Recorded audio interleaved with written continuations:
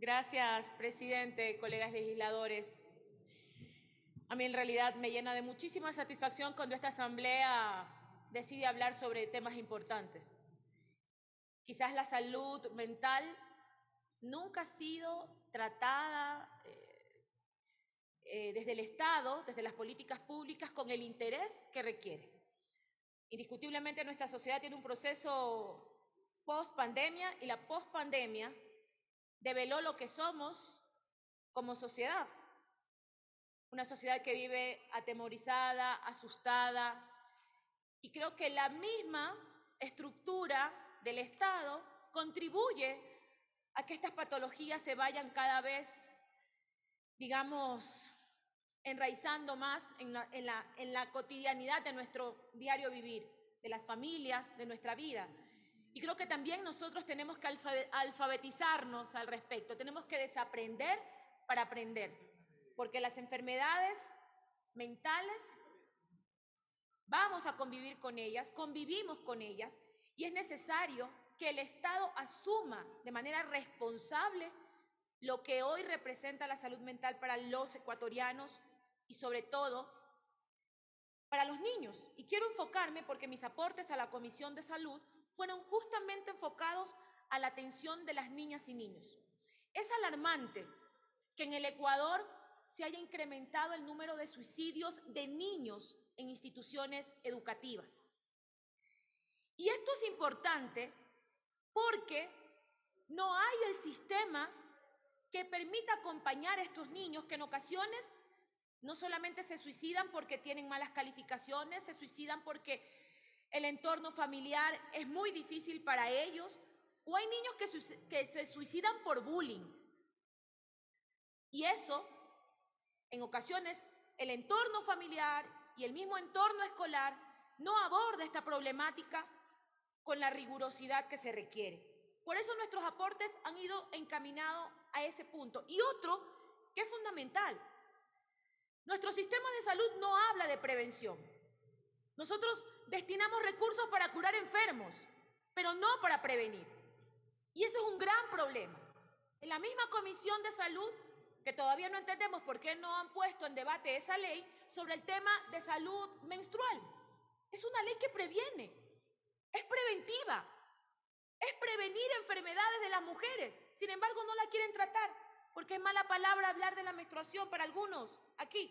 Es exactamente, hemos esperado que el tema de salud mental llegue a desbordarnos para recién entender que esto es necesidad de política pública. Entonces, aquí hay dos cosas que son fundamentales. Hay que trabajar en prevención, no pensar en curar enfermos, en prevenir enfermedades mentales.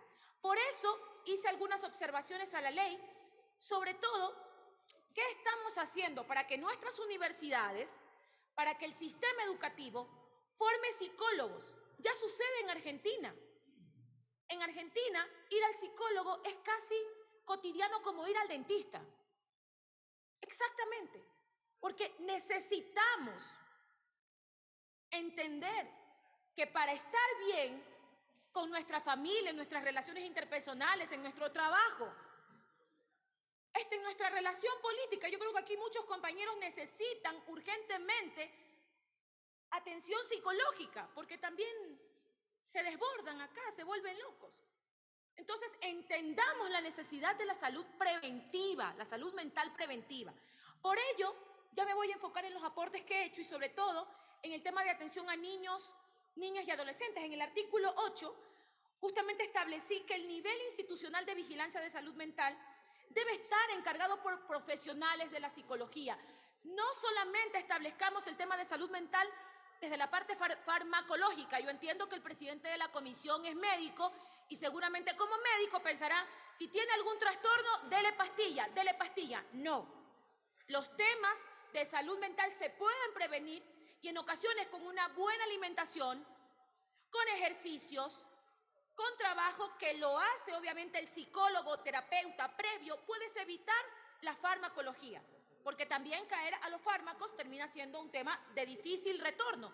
Entonces, entendamos que en esta primera etapa preventiva debemos apostarle desde la salud pública a los psicólogos, y los psicólogos deben estar en todos lados. La misma asamblea que no tiene un espacio para que las mujeres puedan ejercer o hacer este contacto con sus hijos para amamantarlos, no tenemos acá. También deberíamos tener psicólogos, los necesitamos, hasta por el mismo estrés de nuestro trabajo. En la promoción de la salud mental hay que hablar de esto. Señores, padecer ansiedad, trastornos emocionales, está más cotidiano y no debemos tener primero ningún tipo de vergüenza. Al contrario, todos debemos conocer y saber cómo acompañar a una persona que tiene un trastorno mental. Debemos entender que esto ya dejó de ser un tabú y que tiene que pasar a ser un tema de salud pública. Por eso la promoción sobre la salud mental es importante. Al respecto, en el artículo 28 del informe, en este ámbito de la competencia, hay que desarrollar acciones enfocadas en que la población conozca y sea sensible sobre los problemas de salud mental. Esto es indispensable, sobre todo cuando se tratan de trastornos que tienen que ver con la ansiedad, depresión, violencia en otras formas, trastornos suicidas, consumo del alcohol, que eso es muy cotidiano, el tabaco, en fin, todas estas cosas generan trastornos mentales.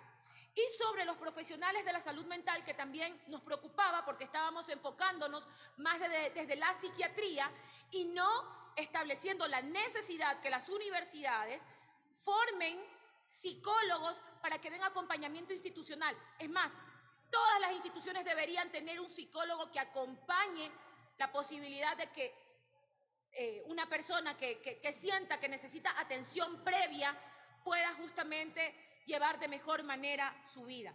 Por eso considero que bueno, estos aportes ya están, entendería que algunos sí fueron acogidos, pero no está de más establecer que en el artículo 87 de la Ley Orgánica de Educación Superior, con esto pretendemos que la formación de profesionales en salud mental tenga la experticia que puedan atender y de manera útil, interdisciplinaria, atender justamente estas patologías. Por otro lado, considero que la redacción del artículo 45 en el literal B y C debería ser el siguiente: profesionales con títulos de tercer nivel en psicología afines, siempre dentro de su nivel de formación, que realicen las correspondientes prácticas profesionales y el proyecto de vinculación con la comunidad, que justamente estábamos hablando de la necesidad de la atención comunitaria.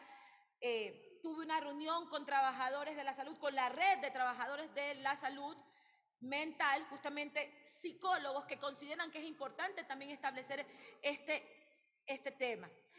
Y por último, sobre las disposiciones generales transitorias,